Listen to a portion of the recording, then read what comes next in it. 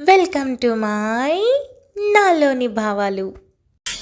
విక్రాంత్ శైలజ చేతులు తప్పించి, తప్పదు వెళ్దాం పదా, ఇక్కడికి వచ్చిన దగ్గర నుండి లోపలికి కదలనే లేదు, తనతో మాట్లాడితే కాస్తంత ధైర్యంగా ఉంటుంది అని లేవడంతో శైలజ కూడా లేచి తన కన్నీళ్లు శుభ్రంగా తుడుచుకొని లోపలికి వెళ్ళింది. ఇద్దరూ లోపలికి వెళ్ళాక వంశీ వైపు ఒక్కో అడుగు వేస్తూ వెళ్తూ ఉంటే శైలజ ఎమోషనల్ గా వీక్ అయిపోతూ ఉండడంతో విక్రాంత్ శైలజ భుజం చుట్టూ చేయి వేసి లైట్ గా రబ్ చేస్తూ, చూడు, చాలా మంది మనకి తెలియకుండానే మన లైఫ్ లో నుండి వెళ్ళిపోతూ ఉంటారు. అది కూడా చాలా సడన్ గా. ఎందుకు వస్తారో తెలియదు, ఎందుకు వెళ్ళిపోతారో తెలియదు. కానీ నీ తమ్ముడు చిన్నప్పటి నుండి నీతో ఉన్నాడు. ఈ రోజు వరకు నీ మీద ప్రేమ చూపిస్తూనే ఉన్నాడు. అలాంటిది తను ఇలా వెళ్ళిపోవడం అన్నది నీకు ముందే తెలియడం ఒక అదృష్టమే. బాధ ఉంటుంది, కాదనను. కానీ ఈలోపు తనకి జీవితాంతం సరిపడా ప్రేమని పంచి తృప్తిగా కన్ను మూయనివ్వు. దయచేసి నువ్వు ఏడు పాపేయ్ ప్లీజ్ అని విక్రాంత్ చిన్నగా చెప్పాడు. అనుకోకుండా వెళ్ళిపోతే ఆ తర్వాత మాత్రమే బాధ ఉంటుంది. కానీ ఇప్పుడు బ్రతికుండగానే ఎప్పుడు కన్ను మూస్తాడో తెలియక రోజులు లెక్క పెట్టుకుంటూ నరకం చూస్తాం కదా, అది చాలా కష్టంగా ఉందండి అని శైలజ చెప్పడంతో, ప్లీజ్ ప్లీజ్ నాకు అర్థమవుతుంది, కానీ తన ముందు ఏడవకు అని విక్రాంత్ చెప్తూనే బెడ్ దగ్గరికి చేరుకోవడంతో, హాయ్ వంశీ అని విక్రాంత్ చిన్నగా అన్నాడు. 2 రోజుల క్రితం తన ముక్కుకి ఉన్న పైప్స్ అన్ని ఇవాళ లేకపోవడంతో వంశీ చిన్న నవ్వుతో బాగున్నారా అని సైగ చేశాడు. విక్రాంత్ శైలజాని వదిలి వంశీ దగ్గరికి వెళ్లి తన చేతిని పట్టుకొని, చాలా బాగున్నాను, కానీ మీ అక్క చాలా బెంగపడుతోంది. నువ్వు చాలా హెల్దీగా అవబోతున్నావు అని చెప్పినా కూడా తను అసలు వినడానికి ఒప్పుకోవట్లేదు. నువ్వే తనకి ధైర్యం చెప్పాలి అని చిన్న నవ్వుతో చెప్పాడు. మిమ్మల్ని నేను బావా అని పిలవచ్చా అని వంశీ సైగ చేశాడు. విక్రాంత్ శైలు వైపు చూశాడు. బావా అని పిలుస్తాడట, పిలవచ్చా అని అడిగింది. విక్రాంత్ అదే నవ్వుతో తల ఊపి, పిలవచ్చు, అక్క భర్తని బావా అనే కదే అంటారు అని అనడంతో వంశీ తల ఊపి విక్రాంత్ చేతుల్లో నుండి తన చేతిని విడిపించుకొని విక్రాంత్ చేతిని పట్టుకొని, బావా, మా అక్క చాలా మంచిది, చాలా చాలా మంచిది. కానీ వాళ్ళున్నారే అసలు మంచి వాళ్ళు కాదు. ఎప్పుడు తనని కొడుతూనే ఉంటారు. నన్ను కూడా చంపేద్దాం అనుకున్నారు. నాకు భయం వేసింది. కానీ మా అక్కకి భయం అక్కడి నుండి బయటికి రాలేదు. అందుకే అక్కడే ఉండిపోయాం. ఇప్పుడు ఇక్కడ నాకు చాలా హాయిగా ఉంది. వాళ్ళు ఇటువైపు రారు కదా, అందుకే నేను చాలా సంతోషంగా ఉన్నాను. ఇకపోతే అక్క అక్కడి నుండి వచ్చాక కూడా నా వల్ల ఏడుస్తుందంటే చాలా బాధగా ఉంది. తనని ఏడిపించకుండా కొంచెం ధైర్యం చెప్పండి. నేను చాలా బాగున్నాను. ఇదే మాట తనకి చాలాసార్లు చెప్పాను, కానీ వినిపించుకోవటం లేదు. మీరు అర్థమయ్యేలా చెప్పాలి. మీ పెళ్లి ఎలా జరిగిందో నాకు తెలియదు, నేను చూడలేదు కదా, కానీ మీ ఇద్దరు చూడటానికి చాలా బాగున్నారు. మీ మాటలు చూస్తుంటే చాలా మంచిగా ఉన్నాయి. తెలుసా, నేనెప్పుడు ఇలా మంచిగా మాట్లాడే వాళ్ళని చూడనే లేదు. మొదటిసారి మా అక్క తర్వాత మిమ్మల్ని చూస్తున్నాను. మీరు మా అక్కని బాగానే చూసుకుంటారు కదా, అందరిలా ఇబ్బంది పెట్టడమో వదిలి వెళ్ళిపోవడమో చెయ్యరుగా అని వంశీ సైగలతో చెప్పాడు. విక్రాంతికి వంశీ కళ్ళల్లో నీళ్లు, తన అమాయకత్వం, ఇన్నోసెన్స్ కలిగిన తన మాటలు వింటుంటే చాలా బాధ కలిగి, ఇలాంటి మంచివాడు అతి త్వరలో దూరంగా వెళ్ళిపోతున్నాడని ఆలోచన తనకి అస్సలు నచ్చక వంశీ తల మీద చేయి వేసి చిన్న నవ్వుతో, చాలా వరకు అర్థం చేసుకొని ఉండటంతో, లేదు అస్సలు వదిలిపెట్టను, చాలా బాగా చూసుకుంటాను. ఇకపోతే మనందరం కలిసి చాలా హ్యాపీగా కూడా ఉంటాం. ఇక మీ అక్క బాధపడడం గురించి అది నీ మీద ప్రేమ మాత్రమే, అసలు నువ్వు ఆలోచించకు అని విక్రాంత్ చెప్పాడు. పక్కనే నిలబడుకొని శైలజ మౌనంగా ఉన్నప్పటికీ కళ్ళల్లో నీళ్ళొస్తూ ఉంటే వంశీని అలాగే చూస్తోంది. సరే చెప్పు, ఇవన్నీ పక్కన పెట్టేసి మనిద్దరం కాసేపు మాట్లాడుకుందామా? ఓయ్ నువ్వు కూర్చో అని విక్రాంత్ శైలజ చేయి పట్టుకొని పక్కనే ఉన్న చైర్లో కూర్చోబెట్టి వంశీ వైపు తిరిగాడు. మాట్లాడుకుందాం బావా అని వంశీ నవ్వుతూ సైగ చేశాడు. విక్రాంత్ వంశీ కంటి చివరన వచ్చిన కన్నీళ్ళని తుడుస్తూ, అయితే మన మధ్య ఈ కన్నీళ్లు ఉండకూడదు. ఇకపోతే ఇవాల్టి నుండి మనం బావ బామ్మర్ది మాత్రమే కాదు, ఫ్రెండ్స్ కూడా అని షేక్ హ్యాండ్ ఇవ్వడంతో వంశీ సెలైన్స్ పెట్టి ఉబ్బిపోయిన తన చేతిని మెల్లగా విక్రాంత్ చేతికి అందించాడు. విక్రాంత్ చిన్నగా చేతిని ఊపుతూ, ఇప్పటి నుండి మనం ఫ్రెండ్స్ కాదు, బెస్ట్ ఫ్రెండ్స్. తెలుసా, నాకు ఇద్దరే బెస్ట్ ఫ్రెండ్స్ ఉన్నారు. నువ్వే థర్డ్ ఫ్రెండ్వి, ఇకపోతే క్యూట్ ఫ్రెండ్వి కూడా. ఇంతకీ నువ్వు ఏం చదువుతున్నావు అని విక్రాంత్ అడిగాడు. నేను కొంచెమే చదువుకున్నాను, ఆ తర్వాత చదువుకోలేదు అని వంశీ మూతి విరిచి అర్థమయ్యేలా చెప్పాడు. అవునా, అయితే నేను చదివిస్తాను, మంచిగా చదువుకుంటావా అని విక్రాంత్ అడిగాడు. వంశీ తల మెల్లగా ఊపి, నేను క్రికెట్ బాగా ఆడతాను అని కళ్ళు పెద్దవి చేసి చెప్పాడు. వావ్, అవునా, అయితే నువ్వు నాకు క్రికెట్ నేర్పించాల్సింది. నాకు ఆ బాల్ అంటే భయం.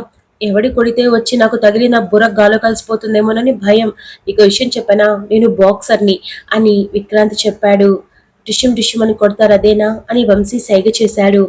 అవును, ఇదిగో ఇలా పిడికిలు బిగించి ఇలా కొట్టాలి అని విక్రాంత్ చూపిస్తూ ఉంటే వంశీ నవ్వుతూ మరిన్ని మాటలు చెప్తూ ఉంటే మెల్లగా తన కన్నీళ్లు తగ్గి తన పెదవుల మీద కూడా తెలియకుండానే చిన్న నవ్వు చేరిపోవడంతో శైలజ ఇద్దరి వైపు చూస్తూనే ఉంది.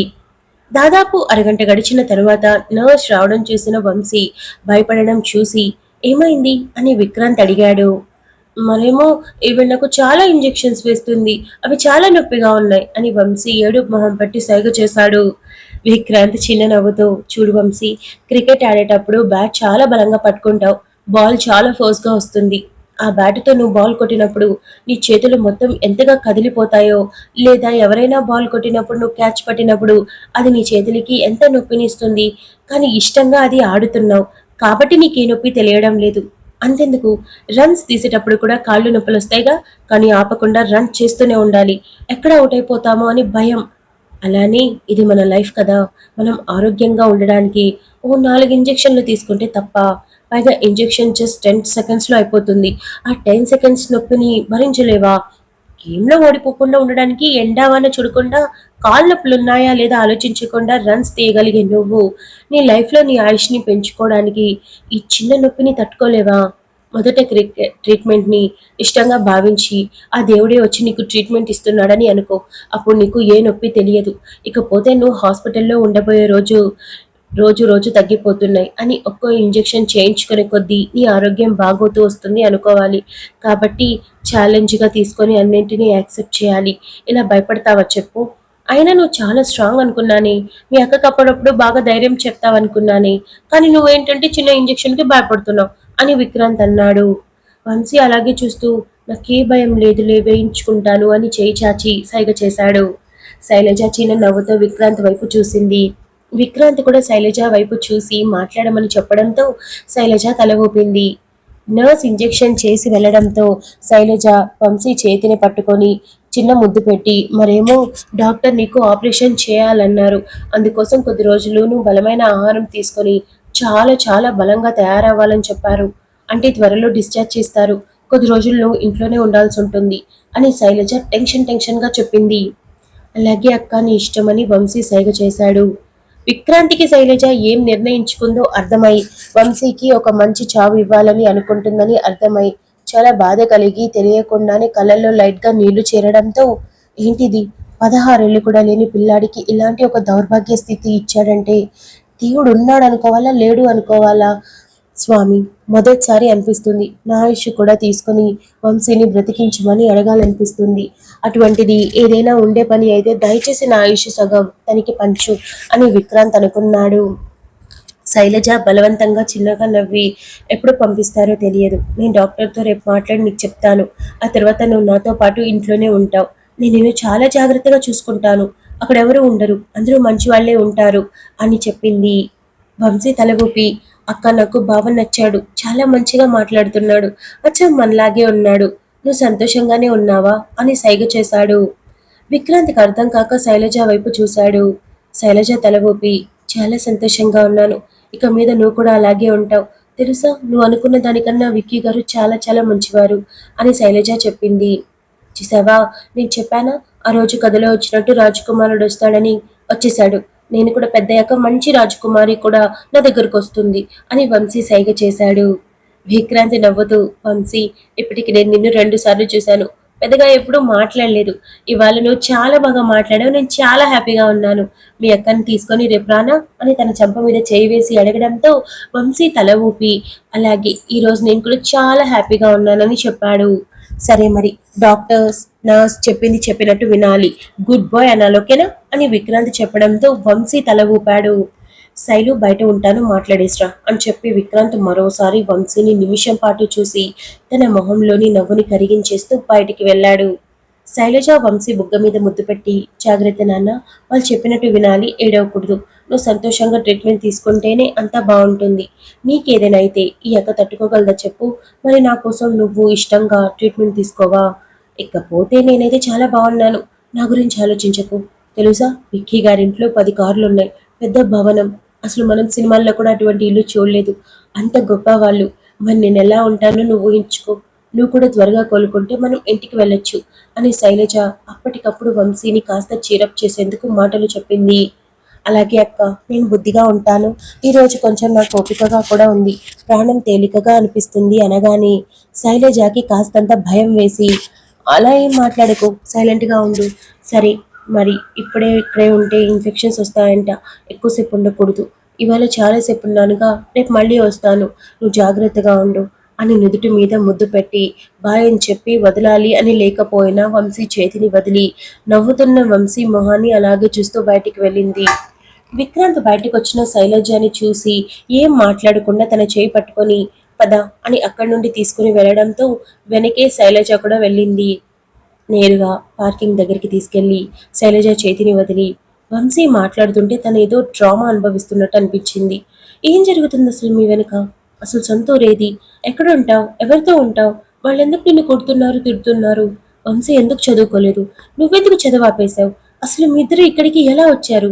ఏంటిదంతా అని విక్రాంత్ మొత్తం ప్రశ్నలు ఒకేసారి అడిగాడు. శైలజ అలా చూస్తూ నిలబడ్డంతో ఎందుకు శైలు ఏం మాట్లాడినా ఇలా సైలెంట్ గా ఉంటావు? అక్కడ మీ తమ్ముడికి ధైర్యం చెప్తుంటే నా ప్రాణం ఉక్కిరిబిక్కిరైపోయింది. ఎంత చిన్నవాడు, ఇంకా ఎంత లైఫ్ ఉంది, ఇంకా ఎన్ని చూడాలి, ఎన్ని అనుభవించాలి. కానీ ఇవేవి జరగకుండా తన ప్రాణం రేపో మాపో పోతుందని ముందుగానే తెలిసిన దాన్ని మనసులో దాచి బయటికి నవ్వుతూ మాట్లాడటం ఎంత కష్టమో నీకు తెలుసు కదా. మరి అంత చిన్నోడు దగ్గర నుండి చాలా మాటలు విన్నాను. ఎంత దారుణంగా ఉన్నాయో తెలుసా? పుట్టిన దగ్గర నుండి ఒక నరకాన్ని అనుభవించి రేపో మాపో చావుతో తనకి విముక్తి లభించబోతుందని నాకు అనిపించింది. అలానే నువ్వు కూడా మొదటి నుండి అదే చట్రంలో ఉన్నావని నాకు పూర్తిగా అర్థమైంది. ఎవరేం చేస్తున్నారో తెలుసుకోవద్దా? అసలు ఇన్నాళ్ళు ఎక్కడున్నారు, ఎక్కడ పెరిగారు, అసలు దీనికి సొల్యూషన్ ఏంటో తెలుసుకోవా? ఇప్పటికైనా చెప్పొచ్చు కదా అని విక్రాంత్ కొంచెం కోపం, కొంచెం బాధ కలగలిపి అడిగాడు. శైలజ ఏం మాట్లాడకుండా నిమిషం పాటు మౌనంగా ఉండి తన ముక్కు తుడుచుకుంటూ, మీరు కనుక ఇవన్నీ అడిగేటట్టయితే నేనెటైనా వెళ్ళిపోతాను అని సూటిగా చెప్పింది. క్రాంత్ ఒక అడుగు వెనక్కి వేసి మరోవైపు తిరిగి తన షర్ట్ ని విదిలించుకుంటూ, అమ్మాయిలంతా ఇంతేనా? మనసులో దాచుకుని బయటికి చెప్పకుండా ఇలా మగ్గిపోతారా? కనీసం ఎవరైనా వచ్చి మీ సమస్య ఏంటి అని అడిగినప్పుడు నోరు తెరిచి సమాధానం కూడా చెప్పరా? ఓకే ఫైన్, నువ్వేం చెప్పకు, నీ మనసులోనే దాచుకో. ఇలా దాచుకొని ఎవరి సాయం తీసుకోకుండా ఉండబట్టే ఈ రోజు నీ తమ్ముడికి ఈ గతి పట్టింది, గుర్తుపెట్టుకో. తన చావుకి పూర్తిగా కారణం నువ్వే శైలు, నువ్వు మాత్రమే అని విక్రాంత్ సీరియస్ గా చూస్తూ అన్నాడు. శైలజకి ఆ మాట అనగానే ఏడుపు వచ్చేయడంతో ఒక్కసారిగా ఆ ఏడుపు బయటకొచ్చి ఏడవటంతో విక్రాంత్ వెనక్కి తిరిగి చూశాడు. Thank you so much for listening guys. Update నచ్చినట్టయితే లైక్ చేయండి, షేర్ చేయండి, కమెంట్ చేయండి, అలానే సబ్స్క్రైబ్ చేసుకోండి.